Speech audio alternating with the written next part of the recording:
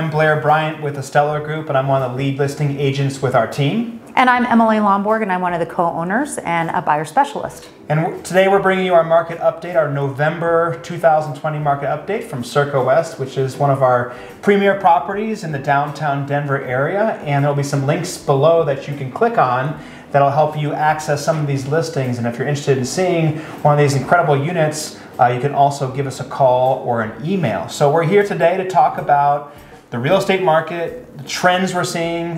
We just got the latest data from the Metro Area Realtors Association, which kind of speaks to what we've been feeling. And that is we are in one of the hottest sellers markets that we've ever seen in Denver.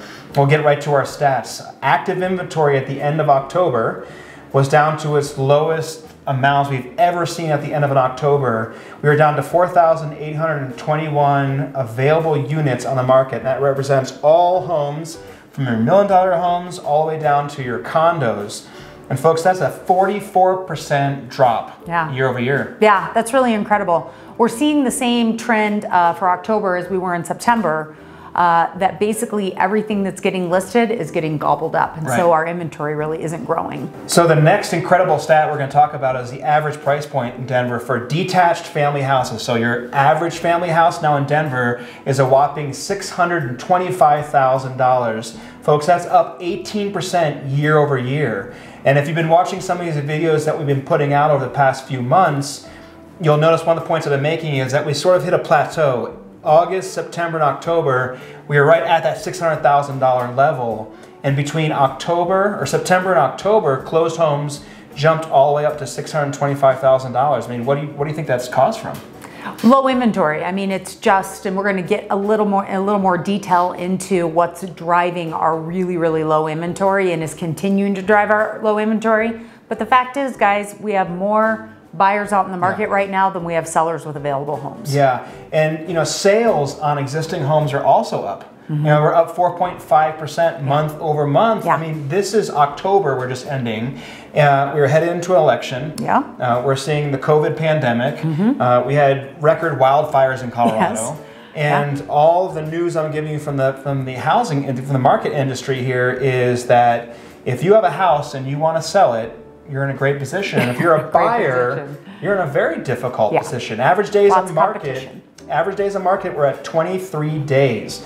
From the time you put a sign in the yard, the time you went under contract. So let's get into some of those trends that we're seeing in the real estate market. From a seller standpoint and from a buyer's standpoint, we're looking at overall record low inventory. Exactly. The record low inventory is what's really driving our market right now. Right. I mean, COVID, the dynamics we've seen coming out of the shutdown, which was May 1st, we sort of entered from the stay-at-home phase back into the, okay, we'll kind of get things back, open back up. The real estate market has exploded. Yes. That dynamic is still in play. Exactly. Typically, as you get into your September and October fall months, you'll see a slowdown that will be attributed to houses not selling, less buyers in the market. And this year what we're seeing is buyers are still out there because they still haven't found the house they want. Exactly. And sellers, there's less sellers out there because, people are kind of staying put. So that has created a seller's market. And I don't think that's going to change over the next couple months. No, I agree with that. And, from the time that COVID started through today, we have a lot of buyers who've been out in the market consistently. We still have buyers that were out in the market in the summertime that still haven't found a house or have competed 4, 5, 6 times and lost out in multiple bidding situations, who are still out there hoping that they're still going to find a house by the end of the year. And people can't go on vacation. And people can't experience, the normal seasonality things they do. So buying a house is still at the top of their list. Exactly. So I think we're going to see this continue over the next couple months. One of the things we're seeing on the sell side too is just elevated expectations. So as I'm working with sellers, they see these headlines, right? That houses have jumped up to $625,000. And so they're kind of looking at it, and kind of licking their chops. Said, I'm going to put my house in the market. I'm going to put a sign in the yard, and I'm going to sell it for above asking price with multiple offers. I just had a seller this past weekend who, we put the house on the market for over about 10% higher than the next highest comparable sale. and we only got one offer. Now the offer came in above ask price, and they basically said, you know, we're going to give you above ask price, about 1% higher, and we'll kind of give you all the terms you want. And my sellers were honestly a little disappointed. You know, it speaks to how out of whack the sell side expectations are. What are buyer expectations like right now? Well, buyers know this is happening in the market, and buyers know they have to be the first person in the house.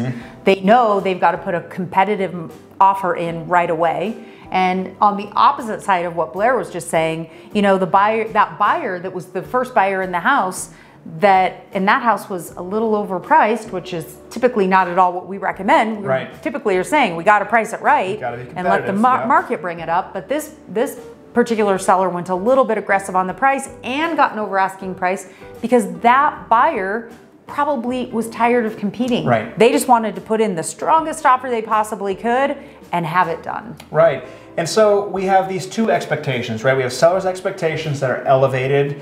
They're gonna put the house in the market, get an offer, and the buyer's just going to do anything to win it. But you've got to understand the Colorado contract. The Colorado contract, once a buyer goes under contract, they have that right to inspection. So what we're seeing now is this trend of inspections that we'll get that are just over the top. Right. So you have a buyer comes in maybe on a $400,000 property, pays $15,000 over the asking price, and suddenly they're kind of in a financial pinch with it. They're buying above the top of the market for that house, and they want it to be in tip-top shape. Because remember, on the front end, they're competing to get you under contract. But once they're under contract, buyers unilaterally hold the right to terminate at inspection, which is part of your contract, seller. So that's a really important date to watch. We try to keep that within 7 to 10 days, and understand that most buyers, they want to get to the finish line. Of course. But it's managing expectations. So if I'm working with you as a seller's agent, I'm talking to you about, you know, pricing it so that you're not pricing yourself out of the competition. I'm talking to you about those pre-listing things we want to do to get the house prepared. Because if we can paint, if we can clean the carpets, if we can get in there and fix and touch up drywall, and gosh, maybe we could put a backsplash in, right? I mean, if you look at Circa West here, you've got this beautiful kitchen with quartz countertops and backsplashes that are gorgeous. This is what buyers want. Now, every listing is not going to be able to be that, but as a team and as a real estate group, that is our goal, to prepare you the best so that your listing stands out. Absolutely. And then as a buyers, we're also really preparing you to understand what sellers are willing to do once you get into that inspection phase. Absolutely. You know, the buyer is drawn in with the beautiful surroundings. The modern updates, and, you know, a lot of two working families with little kids. They don't have time to come in and gut a house and, you know, put a new kitchen in or put new bathrooms in. And so those beautiful updates are really drawing them in, but then they go to the home inspection. And the second part that's really, really important for a seller to know is you got to have your house well maintained too. That's when the buyer is going to find out about the working systems, old plumbing leaks, a roof leak, a furnace that needs, you know, cleaning or maintenance, a gas fireplace that doesn't work. You know, these are all things that then are going to start making the buyer feel like, did I overpay for this house? Is it not worth it? Is it going to be a money pit? And I've already overpaid. Because remember, when emotions are high on both sides, what our job as agents to do is really bring things to the center and really help buyers understand if they're getting value. And then as sellers, really helping our sellers understand where you have a good buyer. And these trends, guys, we don't see changing anytime in the near future. And this is where we're going to look at what's coming ahead for the next 2 months. What we see are interest rates staying low. We've just made it past the election. Today, we're in the first Monday past the election, and what happened to the stock market? It's way back up again.